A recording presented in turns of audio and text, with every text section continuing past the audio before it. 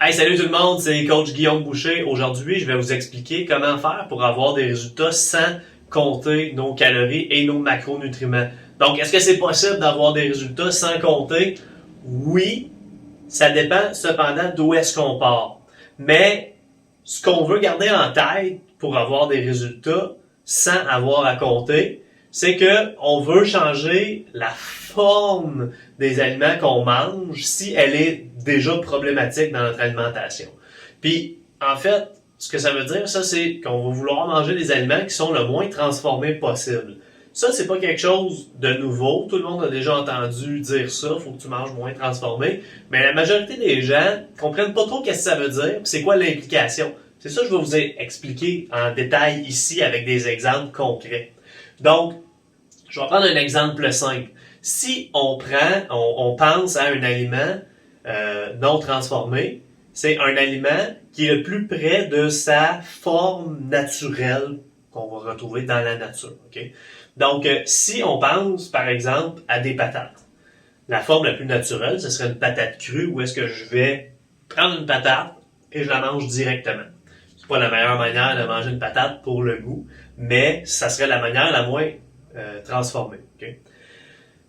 Donc, on s'entend tous pour dire que si je mange une patate de cette manière-là, ça va demander beaucoup d'énergie au niveau de la première étape de mastication, c'est-à-dire la première étape de digestion, c'est-à-dire la mastication, qui est une transformation mécanique de notre aliment. Par la suite, ben, ce qu'on va avaler, ça va être plus solide aussi, donc ça va demander plus de travail de dissolution au niveau de l'estomac qui va faire une transformation chimique de cet aliment-là en utilisant l'acide chlorhydrique et différentes enzymes qui sont présentes dans l'estomac, qui va accélérer, dans le fond, la dissolution de l'aliment pour ensuite être absorbé.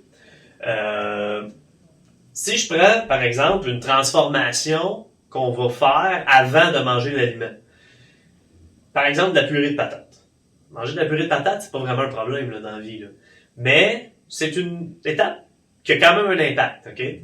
Donc, par exemple, si je fais de la purée de patates, il va falloir que j'utilise la température comme moyen de transformation pour la cuire, qui va ramollir l'aliment, qui va faire en sorte que ça va être moins d'énergie au niveau de la mastication, et par la suite, moins de temps de dissolution rendu dans l'estomac.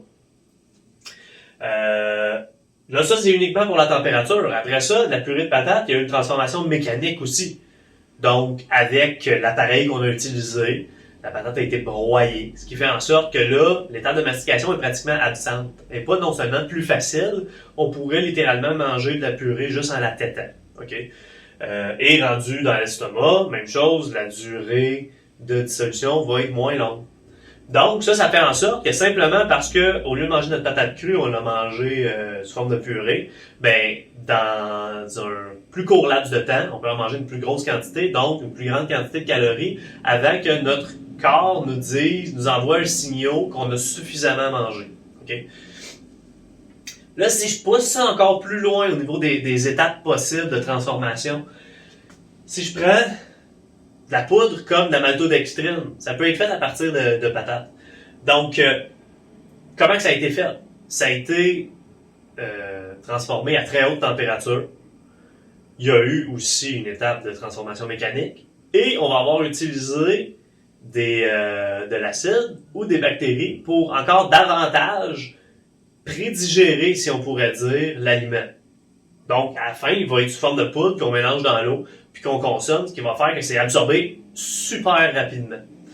Donc, ici, je pourrais consommer un 2, 3, 400, 500 grammes de glucides sous forme de maltodextrine dans le temps de le dire, en moins de 2 minutes. Si je te dis de manger 500 grammes de patates provenant de patates crues, puis je te dis que tu as 2 minutes pour faire ça, ça va être tout qu'un exploit si tu es capable de le faire. Puis je te garantis qu'après ça, tu vas te sentir pas mal plein puis que tu n'auras pas de fun à digérer. Okay? Donc, c'est juste pour illustrer que le nombre et l'ampleur des étapes de transformation qu'on va avoir faites avant de consommer l'aliment peut changer énormément la quantité de calories qu'on va consommer et l'effet que ça va avoir sur notre satiété par la suite. Un autre exemple typique d'un aliment qui est santé, mais qui peut, avec les étapes de transformation, faire en sorte qu'on consomme beaucoup plus de calories dans un court laps de temps, ça serait de prendre des noix. Par exemple, je prends une noix crue. Si je mange des noix crues, une bonne quantité de noix crues, puis que je les mastique, mais pas 40 fois par bouchée, mettons. Là. Ben, c'est sûr que quand je vais aller à la toilette, puis que la menthe va être rendue à cette étape-là, on va voir des petits morceaux. Si tu peux encore voir la noix, c'est bien évident qu'elle n'a pas été dissoute au complet. Donc, elle n'a pas été absorbée au complet. C'est un peu plus de 50% des calories d'une amande qui va être absorbée, en fait, si on la mange crue. Okay? Là, si je la fais griller, par exemple, elle va être un petit peu plus molle. Elle va être quand même dure, mais plus molle. Donc, on va souvent en absorber une plus grande quantité. On va être capable d'en manger plus vite aussi. Donc, on va être capable d'en manger une plus grosse quantité en moins longtemps. Ce qui fait en sorte que ça se peut qu'avant que notre corps nous dise « c'est beau, t'as assez mangé de noix », qu'on soit capable d'en manger 3-4 de plus. Puis, si je rajoute à ça une étape de transformation mécanique, où est-ce que j'ai fait du beurre avec des appareils qui sont très efficaces pour broyer une noix, ben là, c'est sûr et certain que je vais pas en avoir de résidus dans mes selles, ce qui veut dire que j'ai absorbé pratiquement la totalité. Mais ça se mange aussi beaucoup plus rapidement. Fait que ça peut être très facile d'arriver et manger 3 cuillères à table de beurre de noix en pas longtemps. Ben si je te dis de manger la même quantité de beurre de noix sous forme de noix crue, ça se peut que c'est long et que tu tannes avant. Okay? Donc, c'est un exemple de choix qu'on peut faire, que c'est le même aliment, c'est les mêmes, ça peut être les mêmes calories si on compte, mais juste la manière ce qu'on a décidé de choisir sous la forme de notre noix va faire en sorte qu'on a le contrôle sur l'apport calorique. Un autre exemple simple, des fruits. Fait que, tu sais, si je prends un verre de jus d'orange, je peux facilement consommer l'équivalent de 5 oranges en 15 secondes. Si je te mets 5 oranges à la table, je te dis que tu as 15 secondes pour les manger, ça se peut que tu trouves ça intense. Okay? C'est exactement la même chose. Tu sais, c'est encore là, c'est sous quelle forme on a décidé de le manger. Puis, tu sais, ça, c'est applicable pour à peu près tous les aliments. Là, j'ai même pas parlé des grains céréaliers, mais si je prends le blé, par exemple, ben là, avec un peu comme la transformation de la patate à la maltodextrine, le blé, si je fais de la farine, puis qu'après ça, je fais du pain, des pâtes, des craquelins, des tortillas, des muffins, des biscuits, des gâteaux, ben c'est exactement le même principe. Donc là, si on pense à un déjeuner typique là, que les gens vont manger, des toasts au beurre de peanut avec un verre de jus d'orange. Est-ce que ça semble être un bon choix après tout ce que je viens de dire ici? C'est tous des aliments qui ont été transformés. On pourrait difficilement les transformer plus que ça. Okay? Donc, si j'avais pris tous les types d'aliments puis je les aurais mangés sous une forme beaucoup plus près de la nature, c'est sûr que j'aurais un effet sur la satiété qui a été beaucoup plus grand. Souvent de manger justement une toast au beurre de peanut avec un verre de jus, on peut manger facilement 500-600 calories en 1 minute ou 2 et 1 heure plus tard avoir encore faim. Donc, c'est un exemple simple de comment que les choix d'aliments, sans avoir à compter les calories, peut avoir un impact immense.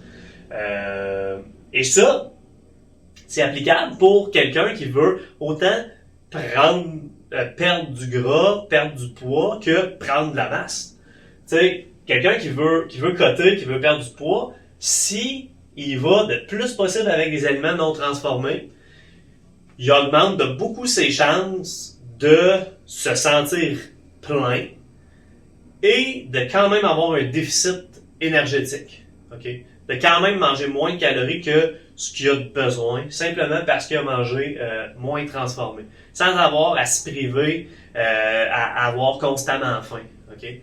En fait, c'est vraiment pas rare que j'ai des gens qui me disent Hey, c'est-tu grave? Je suis pas capable de finir mes assiettes. Je suis bourré, là. Je suis pas capable de manger tout ça. Mais je comprends pas, je perds du gras super vite.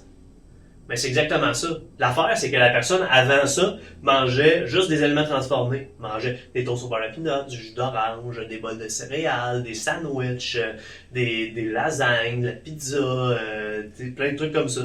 Donc, juste à y aller moins transformé, même pas besoin de compter les calories.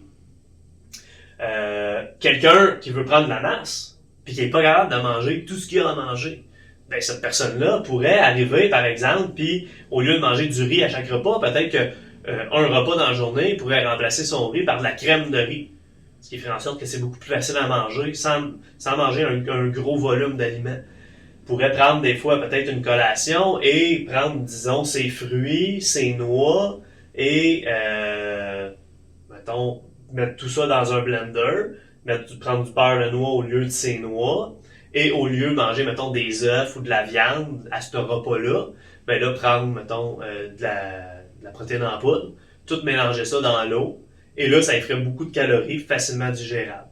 Donc, on peut vraiment jouer de cette manière-là, que c'est la forme des aliments qui change, qui va faire en sorte qu'on induit un déficit ou un surplus calorique de manière accidentelle. On pourrait dire ça comme ça.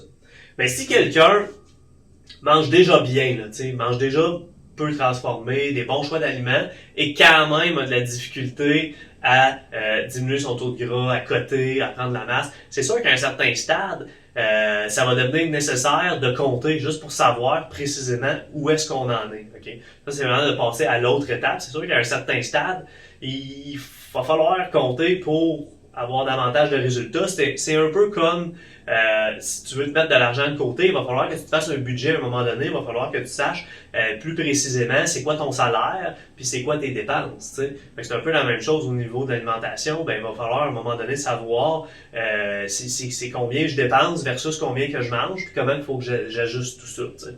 Donc d'y aller avec cette manière-là, sans compter, c'est que on va avoir des résultats au hasard, mais on a des bonnes chances d'avoir des résultats. Si on compte nos affaires, c'est qu'on sait qu'on est vraiment plus pile dans le mille où est-ce qu'on devrait être. Pourquoi que j'aime faire compter les choses à ceux qui sont, mettons, qui ont passé la première étape là, de juste mieux manger, c'est que de compter les choses, les calories, principalement les macronutriments de nos aliments, c'est que ça nous fait prendre conscience de ça. Parce que là, je l'ai expliqué, les gens vont le comprendre, mais ça va pas rester gravé dans leur tête tant qu'ils vont pas eux-mêmes avoir vraiment compté les choses, puis s'être rendu compte que, tu sais, souvent, je vais dire, tu sais, le monde va me demander, je peux-tu manger du pain? Je dis, ben ouais, essaye de le faire fitter dans ton repas, dans tes macros. Fait que là, le monde va se rendre compte que ils ont une quantité X de glucides à aller chercher. Quand ils mangent des patates douces, bouillies, mettons, peu importe, qu'ils se sentent bien, ils ont pas faim, ils ont une belle énergie, et qu'ils sont capables de suivre ce qu'ils ont à suivre. Puis là, aussitôt qu'ils vont commencer à essayer de remplacer ça par du pain, des pâtes, des aliments plus transformés, comme ça, ils vont se rendre compte que ils ont une moins bonne gestion de leur appétit, qu'ils se sentent moins rassasiés, souvent une moins bonne énergie même, et qu'ils vont avoir tendance tout le temps à dépasser ce qu'ils ont à manger parce qu'ils vont avoir tendance à manger plus, à avoir plus faim. Donc, quand les gens prennent la peine de justement compter, au moins pendant quelques mois, c'est que là, ils ont appris. Puis quand on a appris quelque chose, on l'a appris pour notre vie. Okay? Puis moi, je pense que c'est très important, l'éducation, d'apprendre à bien se nourrir parce que l'alimentation, ça va faire partie de nos vies quotidiennement pour le reste de notre vie. Fait qu'on est aussi bien de bien l'apprendre une fois, puis par la suite, on le sait, puis là, c'est qu'on arrête de se mettre en chaîne temporairement. Là, on a un avant-après qui est réellement permanent. Donc, j'espère que cette vidéo-là va vous avoir aidé. Puis si ça vous a aidé, dites-vous que de le partager, ça va aider d'autres gens. Donc, s'il vous plaît, partagez. Puis je vous dis à la prochaine.